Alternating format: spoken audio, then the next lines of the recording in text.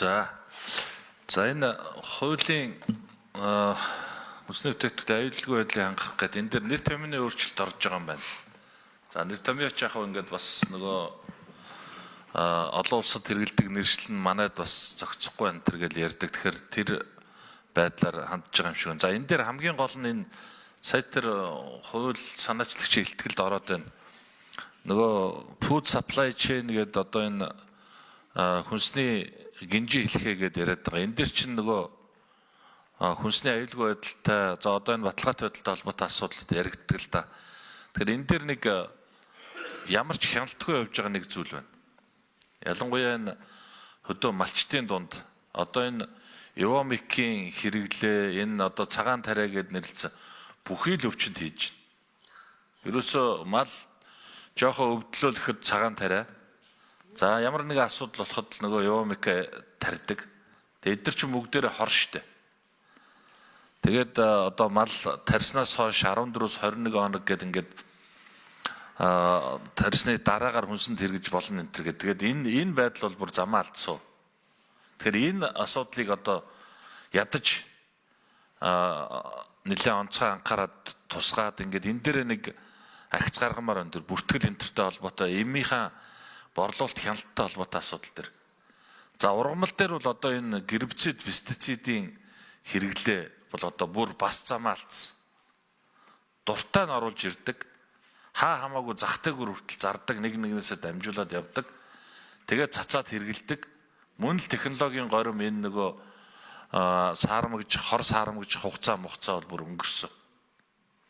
За энэний үр дүн юу болж байна гэхээр энэний үр дүн улс орон улс даяараа түрүү Бэсэн байнгын орон дарга хэлжлээ энэ хавдрын өвчл гэдэг зүйл бол замаа алдсан. За тэгэл тэр нөгөө нэг өсөлтгүй жирэмсэн амьгүй ураг мураг гэдэг юмнууд чинь бас замаа алдсан. Илгэний өвчл бас замаа алдсан.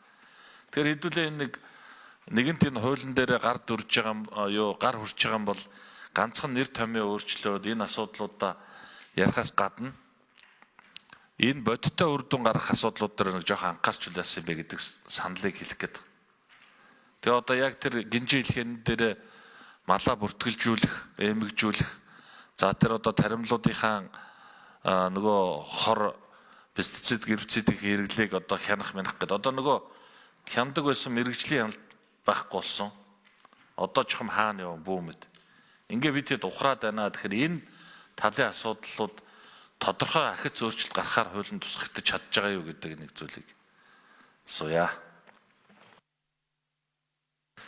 За лөндөг гişэ өрөөдөө. Тован гişүү маш зүйтэй асуулт тавьж байна. Тэгээд ер нь бол аль алийг анхаарад оруулж явж байгаа. Мэргэжлийн хяналтын асуудал бас их чухал байна. Тэгээд энэ бас яг өнөөдрийн нөхцөл байдал болохгүй байгаа учраас бид нэр харин тэр судалгаа шинжилгээний байгууллага гэж байгаа. Гэхдээ энэ дээр ерөөсөө юу байхгүй. Нэмэлтээр оронтоо нэмж байгаа юм биш. Одоо хөдөө аж ахуйн яамн дээрс хариуцсан хүмүүс байгаа. Энэ хариуцж байгаа хүмүүс байгаа. Энийг нэгдсэн тогтолцоонд оруулаад лабораторитой ядаж болж авахгүй бид нар болохгүй болчиход байгаа юм өнөөгийн нөхцөл байдал. Тэгэхээр эхний ээлжинд лабораторийнхаа хүчин чадлыг сайжруулах хэрэг байгаа да. Тэгээ энэ асуудлыг явж байгаа учраас гишүүдүүд маань бас энийг дэмжиж өгөөч гэж нэгдүгээр хүсэж байна. Хоёрт яалтж байхгүй манай уламжилт мал аж ахуйтай холбоотой буюу малчтаас бид нар ингээд авж байгаа хэрэгжилж байгаа хүнсний бүтээгдэхүүн дээр бас үнэхээр одоо шууд хянаад ч юм уу одоо лабораторич гэдэг тийм юм байх боломжгүй байгаа. Тэгвэл энэ хуучин одоо бидний хуулийн нэмэлт өөрчлөлт оруулж байгаа. Хуучин хуулийн дээр ч энэ асуудал бол орцсон байдаг. Тэгээ бид нар энийг аль аль шатандаа цаашаа ингээд явуулах хэрэгтэй. Даа ялангуяа одоо тэр ургамлын гаралтай ч юм уу одоо тэр тариа энтриг бол одоо бид нар хянаж тавих ёстой. Энэ дээр бас бид нар тодорхой хэмжээнд тусгаад явсан байгаа. Яг наривчлсан мэдээлэл манай инхма доктор харилнаа.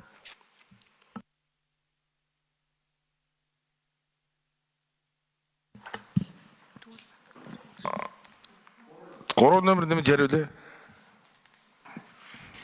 За, Тован гишүүний асуултанд хариулъя.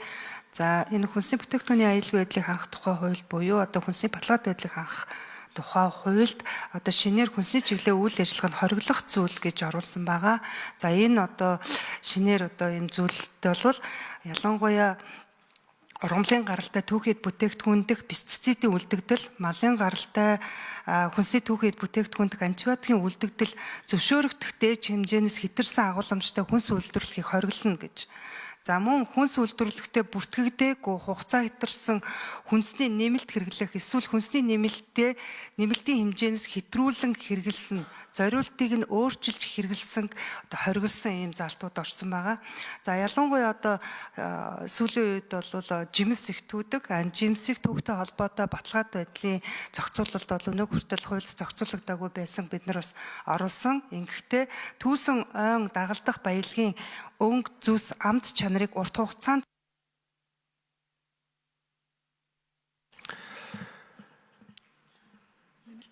За нэмж 3 номер нэмж хариулъя. за тэгэд жимсний өнгө зүс амт чанарыг урт хугацаанд хадгалах зорилгоор хүнсний нэмэлт дур мэдэн хольж хэрэглэх зах зээлд нийлүүлэхийг хориглосон ийм одоо яг одоо хүнсний баталгаад байдлыг хангахтай холбоотой нэлийн нарийн зохицуултыг хариуцлагатай нь холбож гэж оруулсан байна.